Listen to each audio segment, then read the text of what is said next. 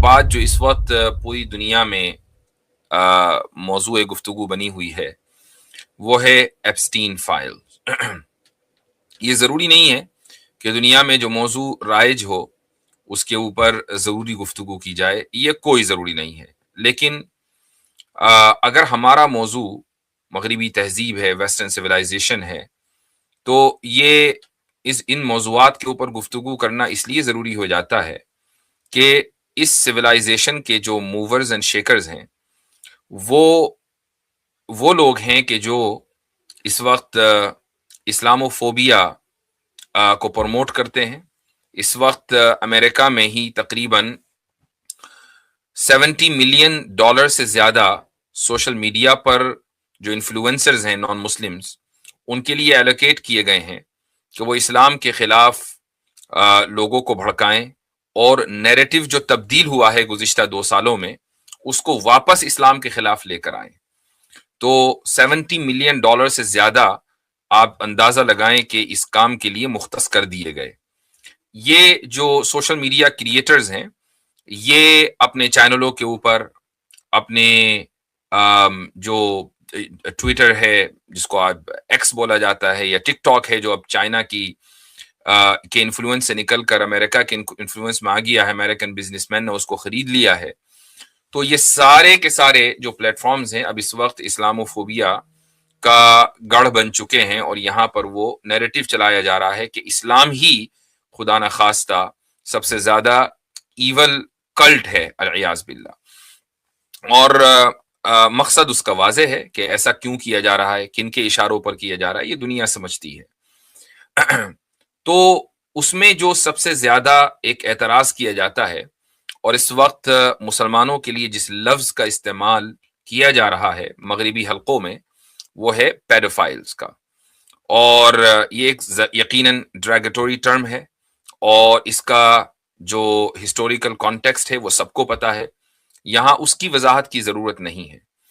लेकिन जब से एप्स्टीन फाइल्स दुनिया के सामने आई हैं, और ऐसा तो नहीं है कि किसी मुस्लिम मुल्क ने या किसी मुस्लिम इदारे ने इन फाइलों को दुनिया के सामने पेश किया है, नहीं, बल्कि यूनाइटेड स्टेट्स का, अमेरिका का जो जस्टिस डिपार्टमेंट है उसी ने इन लाखों फाइल्स को दुनिया के सामने पेश किया है और उससे मगरिबी तहजीब और इसके रखवालों का जो घनावना चेहरा है वो दुनिया के सामने आया है कि जिन लोगों को पेडोफाइल्स कहकर उनको निशाना बनाया जा रहा था, निशाना बनाने वाले खुद पेडोफाइल्स हैं।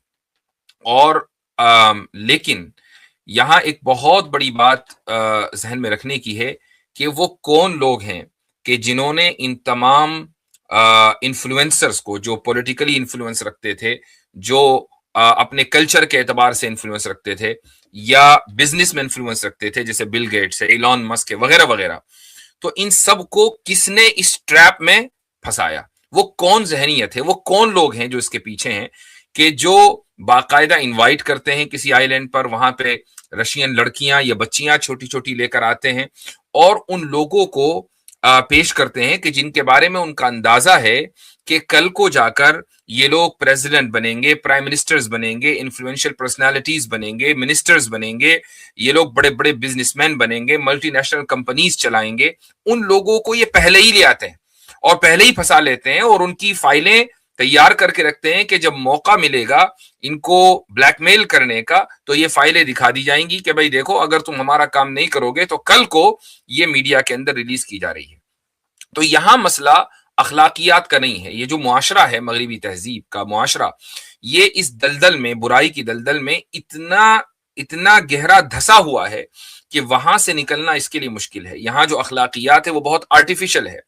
वो आपको ये कानून बनाकर कहेंगे कि आप माइनर से शादी नहीं कर सकते, वो आपको कानून बनाकर ये कहेंगे कि आप ताद्दुद अज़वाज नहीं कर सकते, वो आपको कानून बनाकर ये कहेंगे कि मर्द और औरत के दरमियान इक्वालिटी होनी चाहिए, वो आपको कानून बनाकर ये कहेंगे कि आप औरत के ऊपर जुल्म नहीं कर सकते, वगैरह वगैरह। कानून की हद तक ये सब कुछ सही है, लेकिन जो कानून साज हैं, जो कानून बनाने वाले हैं, وہی پھر ان قوانین کی دھجیاں اڑاتے ہیں، وہی پھر پیڈوفائل بنتے ہیں، وہی پھر چھوٹی چھوٹی بچیوں کا ریپ کرتے ہیں، وہی پھر عورت کو غلام بناتے ہیں، باندی بناتے ہیں، عورت کو رکھیل بناتے ہیں، اور وہی پھر شادی تو ایک سے کریں گے، لیکن یہ شادی کا جو کھیل ہے، یعنی اپنے نفس کو تسکین پہنچانے کا جو کھیل ہے، وہ دسیوں بیسیوں بلکہ سوئیوں اور ہزاروں عورتوں سے اپنی زندگی میں کر بیٹھتے ہیں۔ یہ دراصل کھوکھلا معاشرہ ہے۔ یہاں جو میں نے ابھی بات کہی کہ وہ کون لوگ ہیں کہ جو بڑے بڑے پولیٹیشین کو نچاتے ہیں، وہ کون لوگ ہیں جو بڑے بڑے بزنس مین کو نچاتے ہیں، یہ وہ صہیونی طاقتیں ہیں کہ جو ایک عرصے سے، آج سے نہیں بلکہ سوئیوں سالوں سے جو اسی کام کے اوپر معمور ہیں۔ یہ لوگ وہ ہیں کہ جیسے ہی یہ خطرہ محسوس کرتے ہیں فوراً ہی اپنے لبادہ بدلتے ہیں اور یہ پوری سوسائٹی کے خلاف یعنی سازش کرتے ہیں۔ میں اس موقع پر آپ کو ایک اپنی آنے والی کتاب کا ایک اقتباس پڑھ کر سنانا چاہوں گا۔ میری کتاب بائی دا وے میں نے اس کا ایڈورٹائز اتنا کر دیا ہے کہ لوگ 9 اپریل کا بالکل شدت سے انتظار کر رہے ہوں گے۔ تحافت الملاحدہ نام سے یہ کتاب آ رہی ہے، تو اس کی تیسری جلد میں لبرلزم کے موضوع کے اوپر گفتگو ہے۔ اس میں لبرلزم کی مختصر تاریخ جہاں میں نے لکھی ہے، تو اس میں ایک موومنٹ ہے، مرانو موومنٹ۔ اس کے بارے میں آپ میں سے بہت سے لوگ شاید اس موومنٹ کے بارے میں نہ جانتے ہوں، لیکن اس کتاب کا میں اقتباس آپ کے سامنے پڑھ کر سنانا چاہوں گا۔ مرانو کا نام شاید بہت سے لوگوں نے پہلی بار پڑھا ہو۔ قرون وسطی میں یعنی مڈل ایجز میں پورے یورپ میں عیسائیوں کی حکومت تھی، لیکن اسپین ہی واحد ایسا علاقہ تھا جو مسلمانوں کے زیر نگین تھا۔ یورپ کے مختلف علاقوں میں جہاں جہاں یہودی آباد تھے ان پر بہت ظلم کیا جاتا تھا۔ اس ظلم کی وجہ یہ تھی کہ کیتھولک عیسائی یہ مانتے تھے کہ ان یہودیوں نے ہی حضرت عیسیٰ علیہ السلام کو سولی پر چڑھایا ہے، اور چونکہ یہودی ان کے سولی پر چڑھائے جانے کو صحیح سمجھتے ہیں لہٰذا یہ بھی جرم میں برابر کے شریک ہیں۔ اس وجہ سے انہوں نے اسلامی حکومت میں آ کر، یعنی یہودیوں نے اسلامی حکومت میں آ کر رہنے کو ترجیح دی۔ یہی وجہ ہے کہ اسپین میں ایک بڑی اقلیت یہودیوں کی تھی جو عزت کے ساتھ وہاں رہتی تھی۔ وہ مسلمان جو اسپین میں آباد تھے ان کا تعلق المغرب الاقصی سے تھا۔ المغرب الاقصی کا ایک حصہ آج موراکو ہے۔ المغرب الاقصی کے تحت لیبیا، الجزائر، موریتانیہ وغیرہ ممالک آتے ہیں۔ جب اسرائیل کی ناجائز حکومت قائم ہوئی تو اس علاقے کے یہودیوں نے بھی بڑی تعداد میں اسرائیل ہجرت کی، یعنی یہ المغرب الاقصی سے ہجرت کر کے اسرائیل پہنچے۔ یہاں بہت بڑی تعداد میں یہودی آباد تھے اور آج بھی کسی حد تک پائے جاتے ہیں۔ یہ وہ یہودی تھے کہ جب اسپین میں مسلمانوں کی حکومت لٹی اور مسلمانوں نے وہاں سے ہجرت کی تو ان یہودیوں نے بھی وہاں سے ہجرت کی۔ البتہ وہ یہودی جو اسپین سے منتقل نہیں ہوئے ان پر ظلم و ستم کیا گیا، لہٰذا ان میں کچھ لوگ ایسے بھی تھے جنہوں نے بادل نخواستہ یا ظاہر داری کے طور پر عیسائیت کو قبول کر لیا۔ تلمودی شریعت پر چلنے والوں کی فطرت میں ہمیشہ سازش کا عنصر غالب رہا ہے، لہٰذا ان یہودیوں نے سازش کے طور پر ہی عیسائیت کو اختیار کیا۔ انہوں نے مذہبی تعلیم پر خوب توجہ دی اور اس راستے سے انہوں نے اپنی ایک حیثیت بنا لی، لیکن خفیہ طور پر وہ یہودی ہی رہے۔ ان لوگوں کی باقاعدہ خفیہ میٹنگیں ہوا کرتی تھیں، وہ اپنے مذہبی احکام پر عمل کرتے تھے، لیکن حقیقی طور پر یہودی اور ظاہری طور پر عیسائی ہونے کے باوجود وہ ترقی کرتے کرتے شاہی خاندانوں کے قریب ہو گئے۔ یہ اصل بات ہے۔ ان خاندانوں میں ان کی شادیاں ہو گئیں، پھر وہ چرچ کے نظام میں داخل ہو گئے اور بڑے بڑے عہدوں پر فائز ہو گئے۔ یہودیوں کی اس تحریک کو تاریخ میں مرانو موومنٹ کہا جاتا ہے۔ یہ تحریک 14ویں صدی عیسوی میں شروع ہوئی تھی۔ انسائکلوپیڈیا آف بریٹانیکا کی یہ عبارت ملاحظہ فرمائیں۔ انگریزی کی عبارت ہے، میں اس کا ترجمہ آپ کو سنا رہا ہوں۔ اسپین کی تاریخ میں مرانو اس یہودی کو کہا جاتا ہے جس نے ظلم و ستم سے بچنے کے لیے عیسائی مذہب اختیار کیا، لیکن خفیہ طور پر اس نے یہودیت پر عمل جاری رکھا۔ یہ کون کہہ رہا ہے؟ بریٹانیکا۔ 14ویں صدی کے آخر میں اسپین کے یہودیوں کو متعصب عیسائیوں کے گروہ کے ہاتھوں ختم ہو جانے کا خطرہ تھا۔ ہزاروں یہودیوں نے موت کو قبول کیا مگر اپنے مذہب کو نہیں چھوڑا، لیکن دسیوں ہزار یہودیوں نے بظاہر عیسائیت کو قبول کرنے میں ہی عافیت سمجھی۔ پھر یہ مرانو مالدار ہونے لگے اور یوں ان کو ریاست میں، شاہی دربار میں اور چرچ کے نظام میں اعلیٰ عہدے ملنے لگے۔ یہاں تک کہ برٹانیکا کی عبارت ہے، آگے لکھا جاتا ہے جب یہ مذہبی عہدوں پر فائز ہو گئے تو پھر اپنا اصل رنگ دکھانا شروع کیا. انہوں نے عیسائیوں میں مذہب کے خلاف شکوک پیدا کرنا شروع کیے، پوپ کی روایت کے خلاف بولنا شروع کیا. عام عیسائی یہ سمجھتے تھے کہ یہ ہمارے مذہبی رہنما اور پادری ہیں. جب پادری ہی مذہب کے خلاف بول رہے ہیں اور اس پر تنقید کر رہے ہیں تو واقعی مذہب کے اندر ہی خرابیاں ہیں.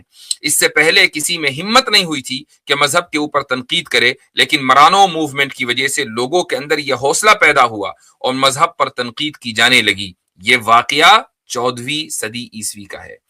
تو آپ اندازہ لگائیں کہ 14ویں صدی عیسوی میں کچھ یہودی لباس بدل کر، نیا لبادہ اوڑھ کر عیسائی بن جاتے ہیں اور پادری بن جاتے ہیں وغیرہ وغیرہ. اور اس کے بعد کیا ہوتا ہے، یہ چرچ کے نظام میں دخل اندازی کرتے ہیں. پروٹسٹنٹزم یہاں سے شروع ہوتی ہے، لبرلزم یہاں سے شروع ہوتی ہے، عیسائیوں کو مرتد بنا دیا جاتا ہے، ان کو دین سے پھیر دیا جاتا ہے. یہ سب کا کام سارا کا سارا خفیہ طور پر ہوتا ہے. کیوں؟ تاکہ اندر سے عیسائیت کو کھوکھلا کر دیا جائے. اب عیسائیت کھوکھلی ہو جائے ہماری وجہ سے.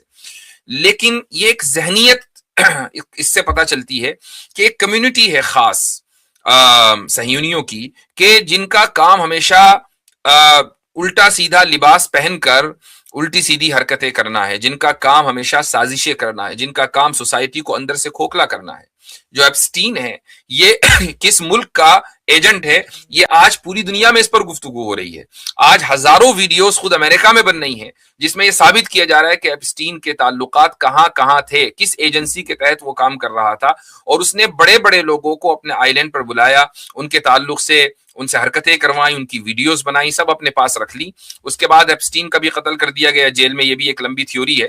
پوائنٹ یہ ہے کہ اس پوری سوسائٹی کو ایپسٹین نے اپنا ایک آدمی نے اپنا محکوم بنا لیا. پورا جو جیو پالیٹکس ہے پوری دنیا کی، وہ ایک آدمی کے اشارے کے اوپر ناچنے لگی. وہ آدمی کہاں سے کمانڈز لے رہا تھا، کہاں سے حکم لے رہا تھا، یہ سب کو پتا ہے. تو ایک خاص ذہنیت ہے جو کئی سو سال سے اسی طریقے سے کام کرتی چلی آ رہی ہے. ایپسٹین فائل نے جو کچھ آج تک اس صہیونیوں کے تعلق سے لکھا گیا، دراصل اس کے اوپر مہر ثبت کی ہے کہ ہاں ایسا ہی ہوتا تھا. اور یہ وہی لوگ ہیں کہ جو دوسرے لوگوں کو خفیہ طور پر اپنے جال میں پھنساتے تھے تاکہ اپنے مرضی کے کام کرا سکیں. دنیا اسی طریقے سے چلتی ہے، جیو پالیٹکس اسی طریقے سے چلتی ہے. ورنہ لوگ طاقت کی زبان بہت سی مرتبہ نہیں سمجھتے ہیں، تو اس طریقے سے لوگوں کو اپنے جال میں پھنسایا جاتا ہے. اللہ تعالیٰ ایسے لوگوں کو غارت کرے. اور میں دعا کرتا ہوں کہ جو مسلم ممالک ہیں کہ ان کی فائلیں نکل کر نہ آئیں، چونکہ کم سے کم کچھ نہ کچھ تو عزت رہ جائے. ورنہ مجھے ایسی امید نہیں ہے، یعنی حرکتوں میں وہ بھی ملوث ہوں گے. ابھی تک کے کسی کا نام نہیں آیا ہے میری معلومات کے مطابق، الحمدللہ.